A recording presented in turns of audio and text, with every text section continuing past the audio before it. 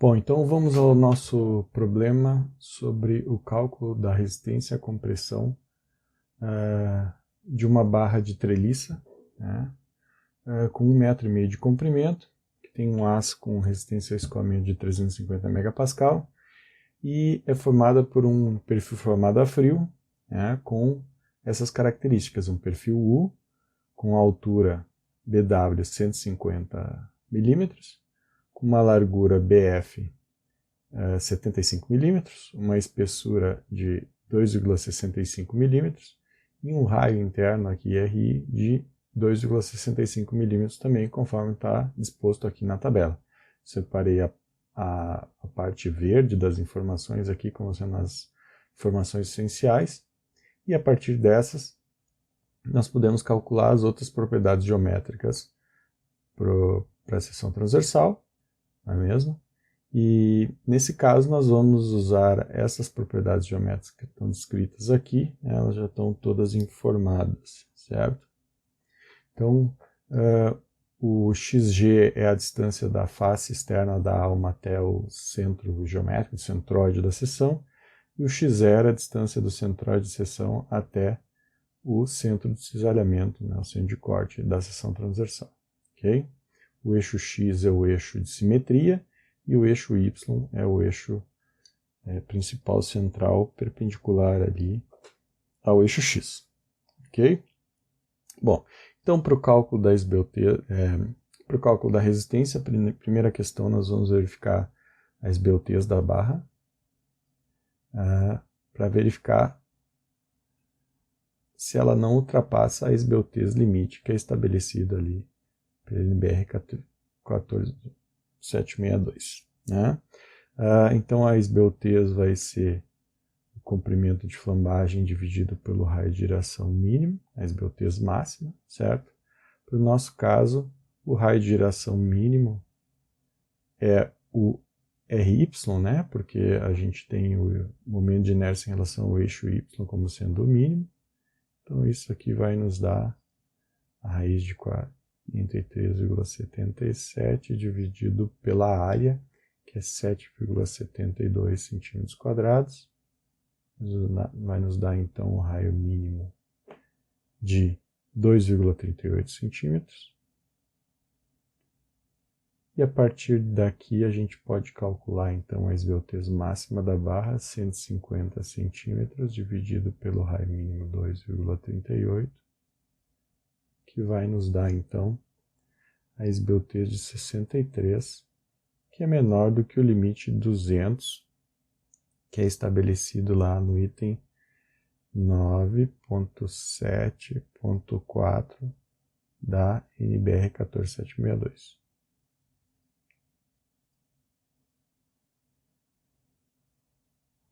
Certo? Com isso, nós sabemos então que nós estamos respeitando esse limite, né, para o valor máximo da esbeltez da barra. Então a gente pode continuar com o dimensionamento da barra. Bom, a partir daqui o dimensionamento vai ser bastante similar ao que a gente fez a cálculo da resistência, né? Vai ser bastante similar ao que nós fizemos para perfis laminados soldados. Nós só vamos ter diferenças significativas quando nós chegarmos à análise ali da resistência, né, do efeito da flambagem local, certo? Então a primeira coisa eu vou calcular aqui o termo área vezes a força, a resistência ao escoamento, nesse caso então vai ser de 7,72 centímetros quadrados vezes 35 kN por centímetro quadrado, que vai nos dar a área vezes a resistência ao escoamento de 270,2 kN. Tá? Então essa vai ser uma quantidade que vai ser importante para a gente depois calcular lá a nossa resistência à compressão.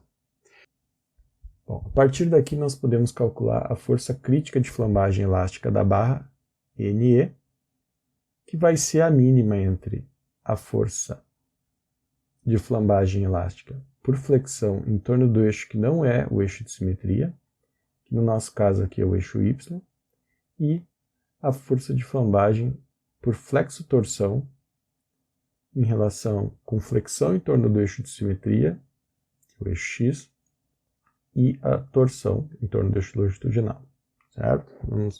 Se a gente retornar lá para a nossa seção transversal, a gente vê que o eixo X aqui é o eixo de simetria. Então a gente vai ter flexo-torção com flexão em torno do eixo X. Muito bem.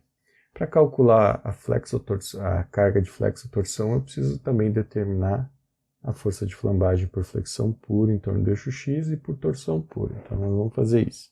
Colocadas as expressões aqui que a gente usa para calcular a carga de flambagem por flexão em torno do eixo X, a carga de flambagem por flexão em torno do eixo Y, a carga de flambagem por torção em torno do eixo Z, NEZ, e a carga de flambagem por flexo-torção, com flexão em torno do eixo Y e torção em torno do eixo Z.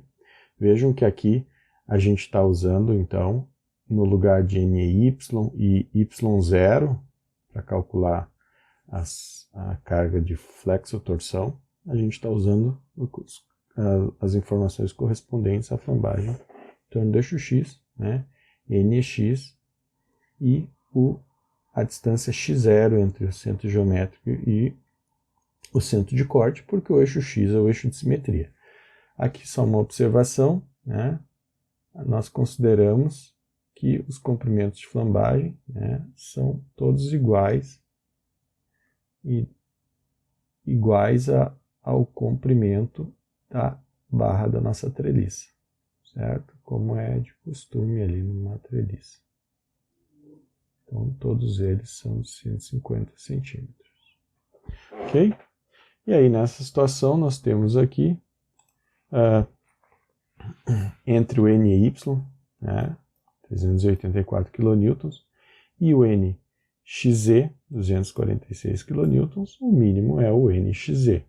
A gente já sabia que o NEXZ seria menor do que o NEZ e do que o NEX, e o NEZ já é menor do que o NEY, então já era evidente que o NEXZ seria o menor de todos. Então nós podemos colocar aqui que a nossa carga crítica de flambagem é a NEXZ, ou seja, 246,2 kN, certo? E essa vai ser a carga que a gente vai usar para calcular ali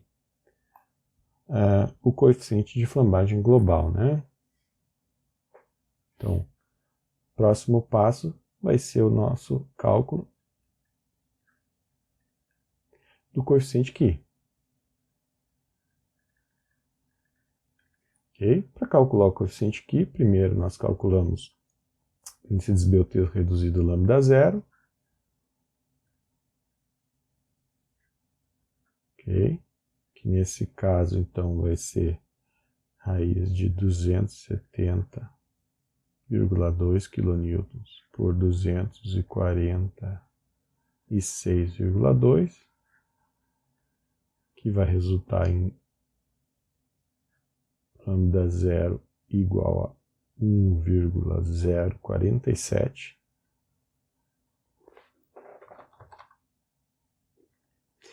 Com lambda zero menor do que 1,5, nós temos a seguinte expressão para calcular o coeficiente Qi, que é 0,658 elevado ao lambda zero ao quadrado, que no nosso caso, então, com lambda zero variando 1,047, vai resultar em 0,632. E essa vai ser, então, o coeficiente correspondente à flambagem global da nossa estrutura. Muito bem. O passo seguinte vai ser justamente determinar a área efetiva da nossa seção transversal, né? Ou seja, a gente vai levar em conta agora os efeitos da flambagem local, né? A gente vai calcular a área efetiva.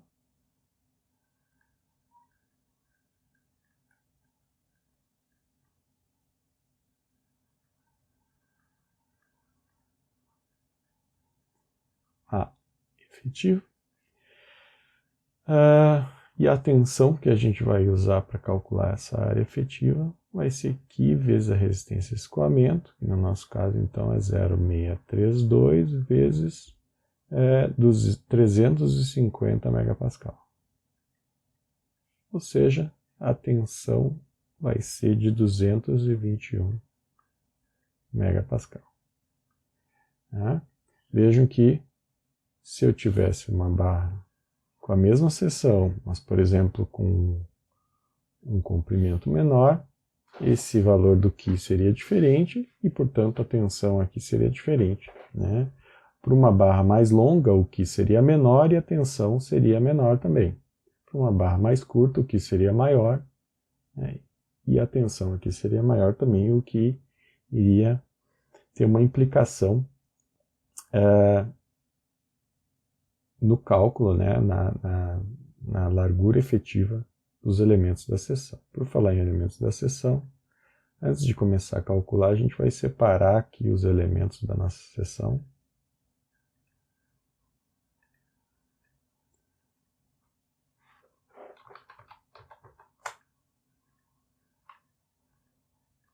Certo? Vou introduzir uma figura.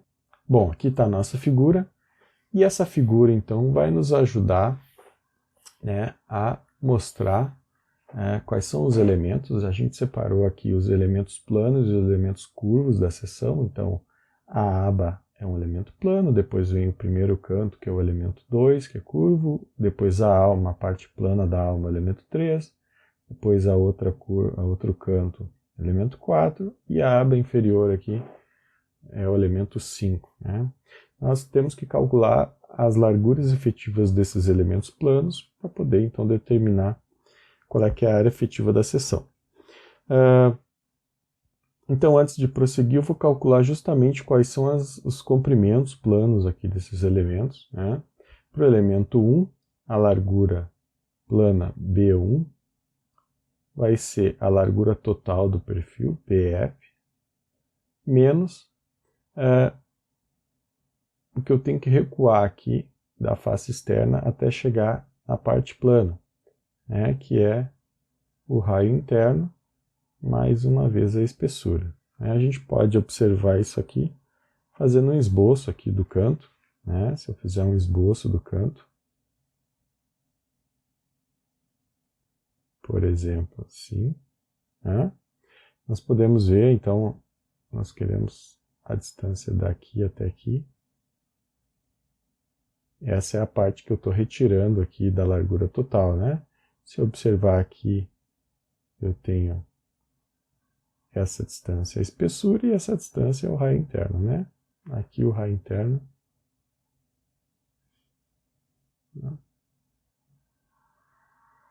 Tá aqui. Certo? Então, quando eu pego a largura total e tiro RI mais T, eu fico só com a parte plana ali da mesa superior. Quando eu olho para a alma, eu tenho que a largura plana da alma, que é o nosso elemento chamado elemento 3, vai ser a altura total do perfil, BW.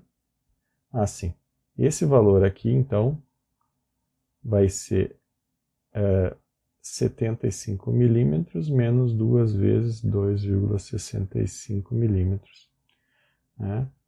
Que vai resultar, vou apagar isso aqui, que vai resultar em B1 igual a 69,7 milímetros. Ok? 69,7 milímetros. Depois a largura do elemento 3 vai ser a altura total do perfil BW menos 2 vezes RI mais T. Certo? A questão aqui é que eu tenho dois cantos, né? Ele é um elemento que está conectado aqui por dois cantos, uma curva de 90 graus, então eu tiro duas vezes esse trecho RI mais T. né? Isso aqui então vai ser calculado como 150 milímetros menos 2 vezes 2,65 milímetros, né? Que é tanto a espessura quanto o raio interno são de 2,65 milímetros. Isso aqui vai resultar em 139,4 milímetros, certo? E aqui a gente pode observar que o B5 é igual, né, ao B3. A gente não precisa, no caso aqui de barras comprimidas, todos os cálculos que a gente fizer para o B1 é igual ao B1. Todos os cálculos que a gente fizer para o B1 vão valer para o B5 também. Certo? Então vamos lá. Então, primeiro,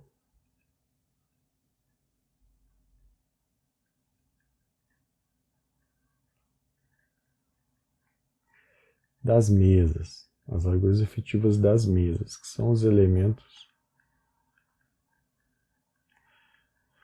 1 e 5, certo? Bom, primeira coisa a gente vai calcular qual é que é a razão B sobre T para a mesa, né? Que nesse caso então vai ser 69,7 milímetros dividido por 2,65, que vai dar 26,3. Esse 26,3 é menor do que 60, né? Que é o limite lá dado para esse elemento na tabela 4 da norma. Ok? A gente não pode usar elementos de esbeltez qualquer. Tá? A gente tem que verificar se eles estão dentro dos limites ali da tabela 4. Bom, uma vez que a gente sabe a razão B sobre T desse elemento, a gente pode calcular o índice esbeltez lambda P, mas antes a gente tem que definir o coeficiente de flambagem local K. Né? No nosso caso aqui, a gente vai ter o K igual a 0,43. Por quê? Porque esse é um elemento apoiado livre que está submetido a uma condição de carregamento do caso A. Né? Se a gente observar a tabela da NBR 14762, a tabela 6 da NBR, a gente vai ver que por elemento apoiado livre, no caso A de tensões, que é a tensão uniforme, né, corresponde à barra uniformemente comprimida, a gente vai ter K igual a 0,43. Então, com isso, nós podemos calcular aqui o índice de esbeltez lambda P para o nosso elemento 1, que é igual ao do elemento 5, né, nesse caso. E a gente vai ter, então, o lambda P dado por essa expressão, onde o K é 0,43, a tensão sigma vale os 221 megapascal que a gente acabou de ver, e o B1 sobre T é os 26,3. Então isso vai nos dar lambda P igual a 1,403, que por sua vez é maior do que 0,673, que significa que nós temos uma largura efetiva que é menor do que a largura real do elemento, a largura original do elemento. Então vamos calcular aqui a largura efetiva do elemento 1. Isso vai ser dado pela expressão lá da norma, certo? Que vai resultar numa largura efetiva igual a 41,89 milímetros. Bom, lembrando que a largura do elemento 1 é 69,7 milímetros. Daí eu posso fazer um cálculo adicional aqui para determinar qual é que é o trecho do elemento 1 que não está efetivo. Eu vou chamar isso de largura não efetiva do elemento 1, que é simplesmente a largura total do elemento 1 menos a parte que está efetiva. Quando eu tiro a parte efetiva da largura total, eu tenho a largura não efetiva. Então, a largura não efetiva do elemento 1 acaba sendo 69,7 menos 41,89, que dá 27,81 milímetros. Esse é o trecho que a gente vai precisar tirar da área total do elemento para ter, então, a área efetiva da nossa seção transversal, certo?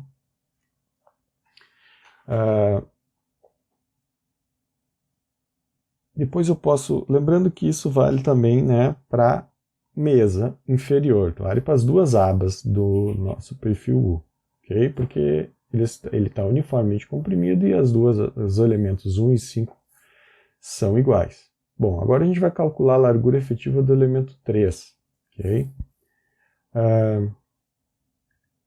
O meu elemento 3, né, na nossa divisão ali dos elementos do perfil,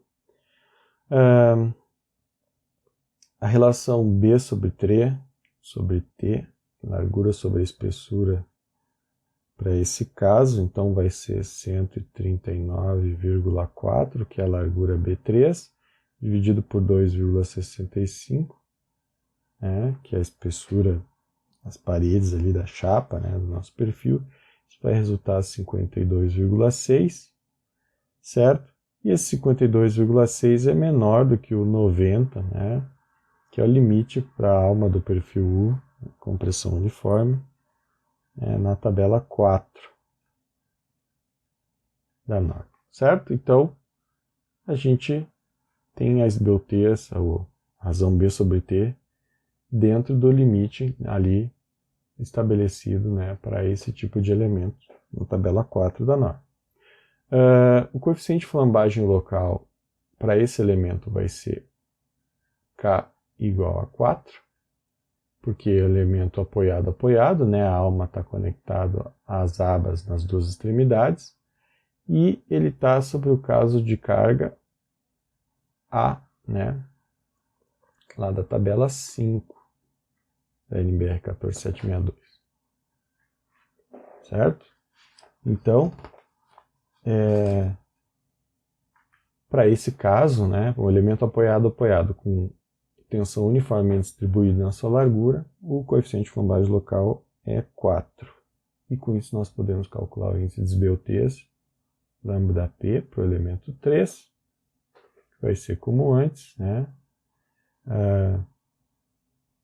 A razão B sobre T, dividido ali pelo coeficiente 0,95, raiz do coeficiente de flambagem K, que aqui é 4, vezes o módulo da elasticidade, dividido pela tensão, que é 221 MPa, né, Q vezes Fy.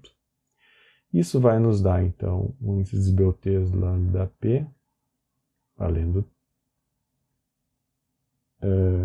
0,92, que continua maior do que aquele limite 0,63. Então, nós temos que calcular uma largura efetiva para esse caso também. A largura efetiva do elemento 3 vai ser o índice de BUTs lambda P3,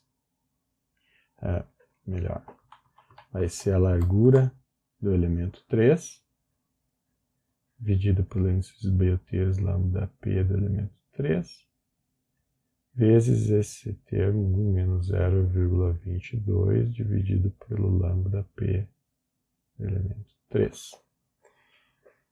E isso vai dar uma largura efetiva do elemento 3 igual a 115,26 milímetros.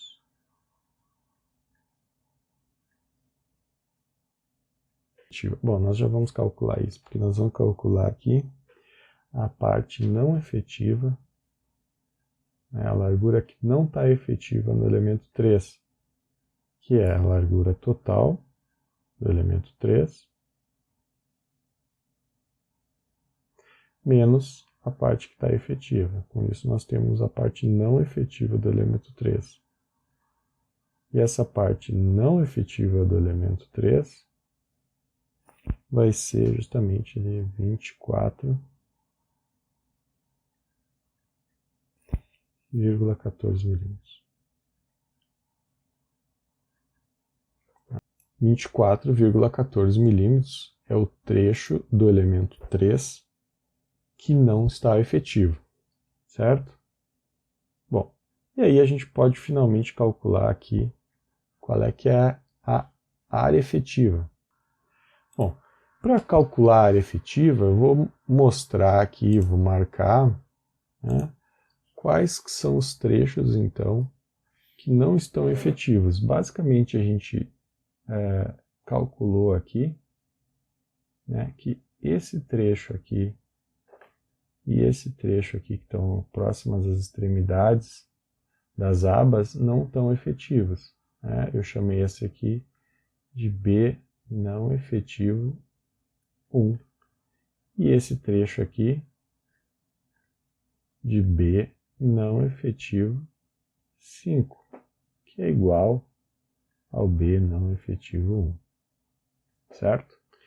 E aqui, quando a gente tem um elemento apoiado, que é a nossa alma, o elemento 3, está conectado às duas abas, então ele é apoiado. E ele está uniformemente comprimido, a parte central aqui do elemento é onde a gente tem o trecho não efetivo que a gente acabou de calcular, certo? Esse trecho aqui acaba sendo a parte não efetiva do elemento 3. Ok? Então, para calcular a área efetiva, nós vamos fazer tirar da área total, que é 7,72 centímetros quadrados, a parte que não está efetiva. Então, eu vou tirar o trecho não efetivo das abas, que é 2 vezes B não efetivo 1, vezes a espessura, eu vou multiplicar tudo depois pela espessura, e vou tirar a parte não efetiva da alma. Então, B não efetivo 3. Esse aqui é o comprimento total não efetivo, que eu vou multiplicar pela espessura, que é constante em todos os elementos, para ter, então, a área efetiva do nosso perfil, certo? Então, a área efetiva vai ser a área total menos os trechos que não estão efetivos. Né? Aqui vai ser 7,72 centímetros quadrados menos 2 vezes a parte não efetiva do elemento 1, vamos lá em cima. A parte não efetiva do elemento 1 é 27,8 milímetros, então 2,78 centímetros.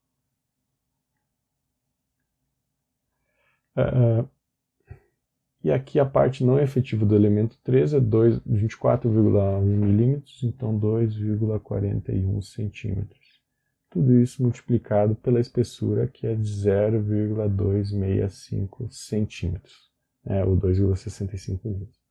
Com isso, nós temos a área efetiva do nosso perfil para essa situação de carregamento, que é de 5,6607 centímetros quadrados.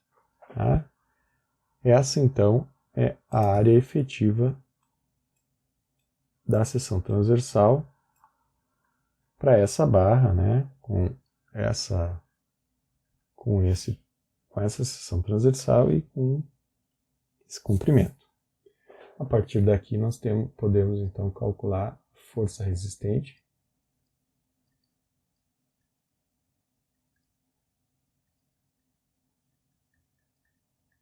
Com essas informações, a gente vai ter que a força de compressão resistente de cálculo é Q vezes a área efetiva